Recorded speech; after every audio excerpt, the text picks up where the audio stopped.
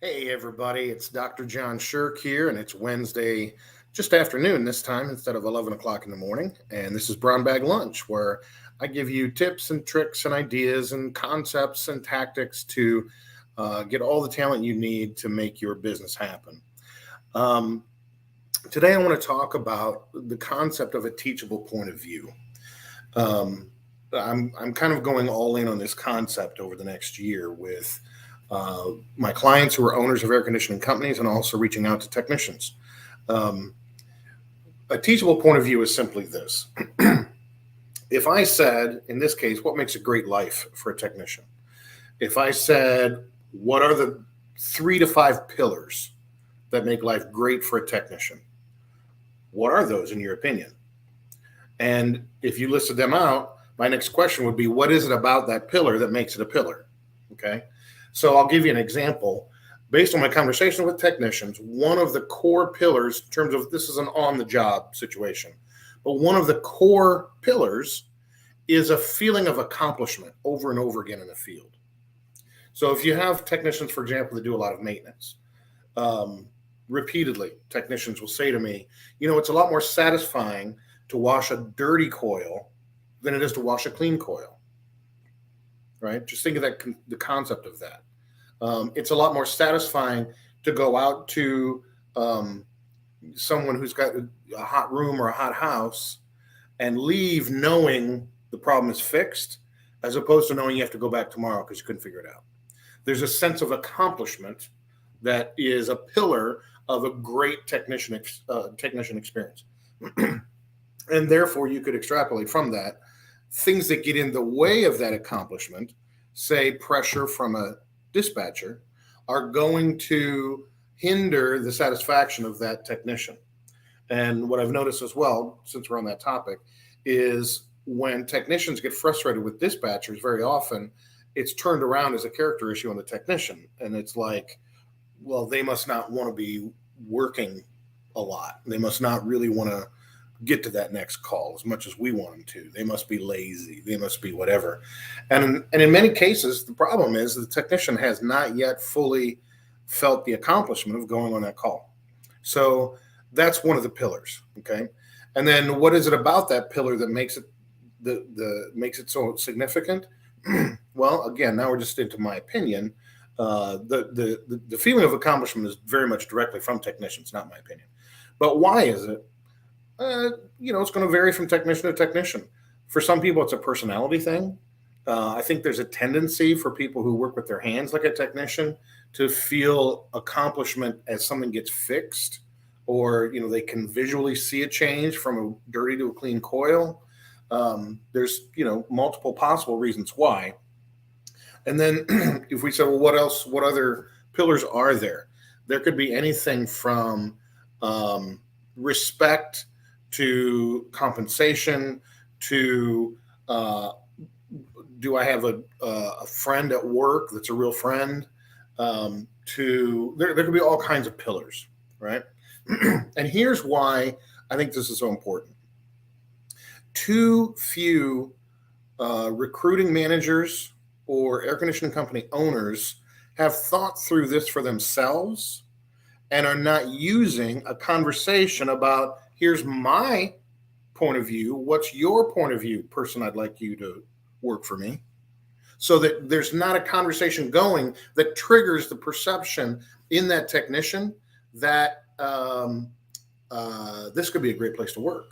I can tell from this conversation that it's important that their technicians have good days after good days after good days. Otherwise, this guy wouldn't even be thinking about what we're talking about.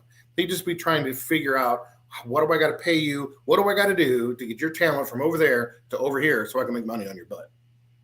And there's a lot of that out there, right?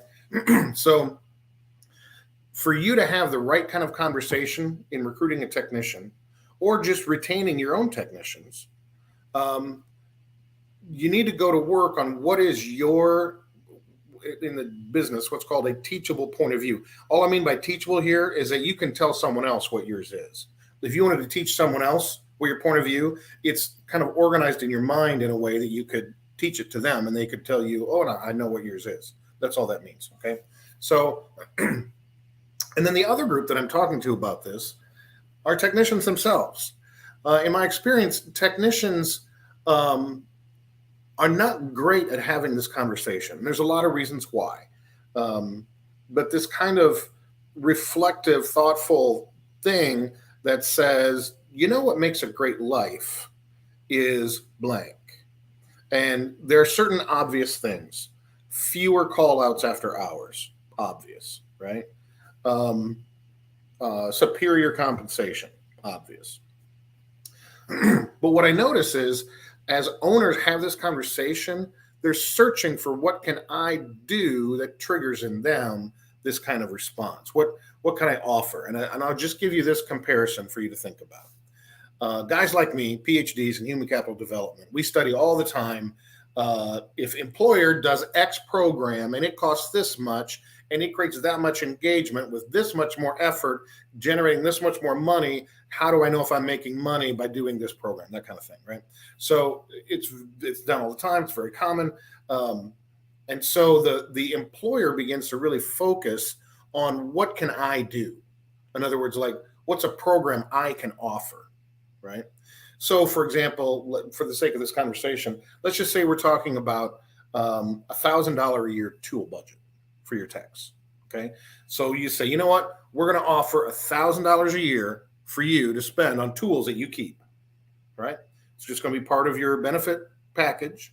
And I can tell you, based on some experience and some research, their engagement will uptick a little bit. They will appreciate it, and it will benefit them if you do it. And they will connect good things with you and the company if you did something like that. Okay. But now compare that to essentially white labeling a program that helps a technician eliminate all personal debt. And essentially they can come in with you and say, I need to enter that program. My credit card balances are too high. And the conversation looks like this. For the next 3 months, I need to go early till late as much as you can give me. Got the deal. My wife and I have talked about it. We both need to get this done. I need to go into this status that is get debt-free status. And I need to do a 3-month burst with overtime wherever you can give it to me. If there's a call to catch, throw it at me. If I need a timeout for a day, I'll tell you because I don't want to burn out. But can we set this up so that I can get this done in my world? Now, I know very few employers who would say, no, we just don't want you working overtime, especially in the summer. I mean, it's not like it's a bad thing for the employer, a burden for them to carry. But what I want you to notice is this. That first program, that first tool budget, that technician is put in a passive stance. You're doing it for them, right?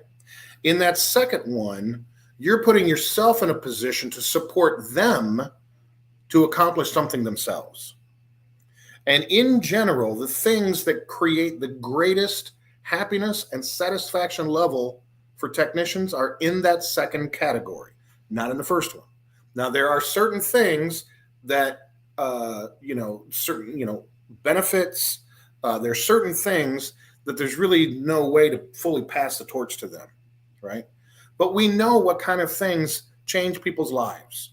Things like becoming debt-free, losing 100 pounds. There's a lot of techs who need to lose, let's say 50 pounds, right? There are ways to establish programs that are either white labeled by your company or they're not white labeled. You just kind of co-brand yourself and say, one of the most important weight loss programs out there right now is an organization called Calibrate. If you go to joincalibrate.com, they're reinventing weight loss using pharmaceuticals as well as health coaching, right? Very affordable. A lot of insurances cover the medication.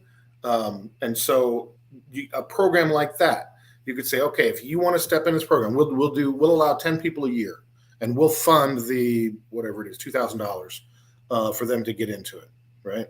But you got to be accountable to do the program, something like that, okay?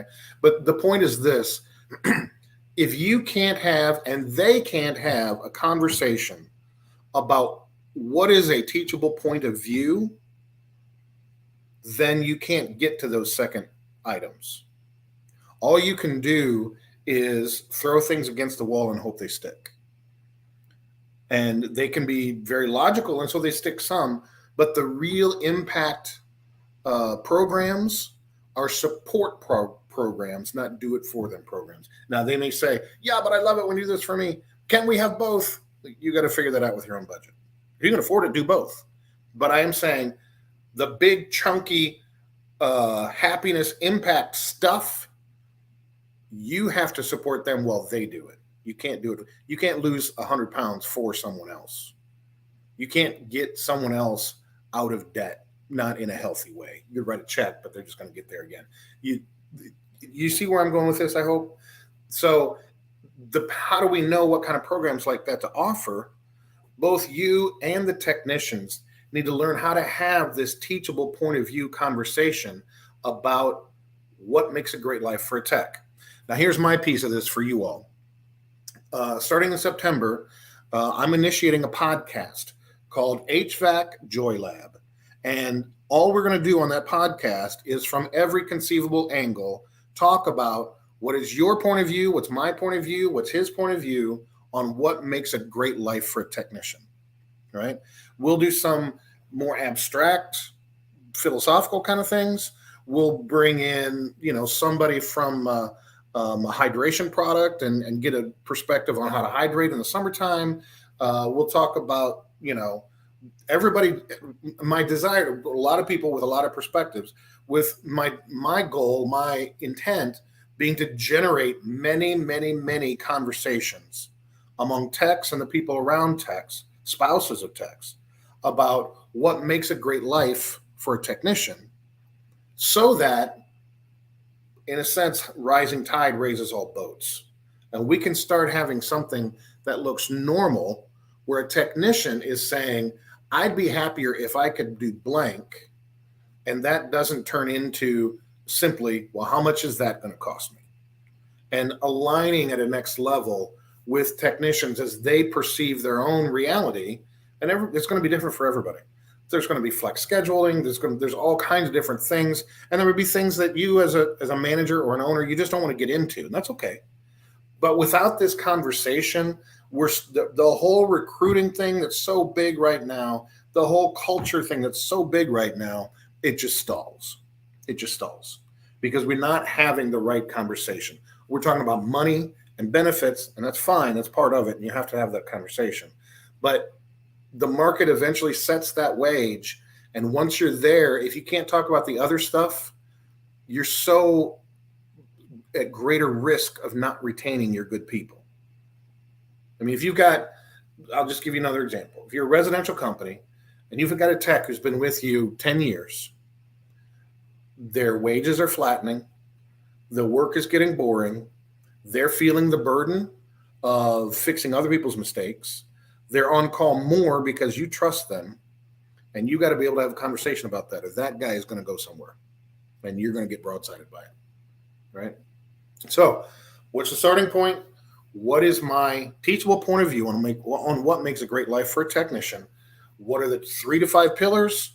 And what is it about that pillar that makes it a pillar? You think that through, answer those 2 questions, and you've got a starting point to have those conversations. Then just start talking to your people, man. Just grab them beginning. It's a 5-minute conversation. Like, hey, man, I listened to this weirdo online. He talks about this teachable point of view. What do you think makes a great life for a technician? I'll promise you that one of the first things you're going to hear is, well, that's great when I've had this feeling of accomplishment, and then the customer is happy like that. And you want to hear that, right? So, but then at the same time, you want to hear when I'm challenged technically. They're not all going to say that. And the ones who do, how are you going to challenge them, right? So there we go. It's a teachable point of view. Be sure to keep your eye out for the HVAC Joy Lab podcast coming out in September, where we're going to talk about nothing but what makes life great for a technician from every conceivable angle. My name is Dr. John Sherk. This has been Brown Bag Lunch. If you like what you hear, please share it with your peers and your friends. Comment below and reach out if you want to talk for a while and get to know each other. We'll take 15 minutes and say hello. Thanks a lot, everybody. We'll see you next week.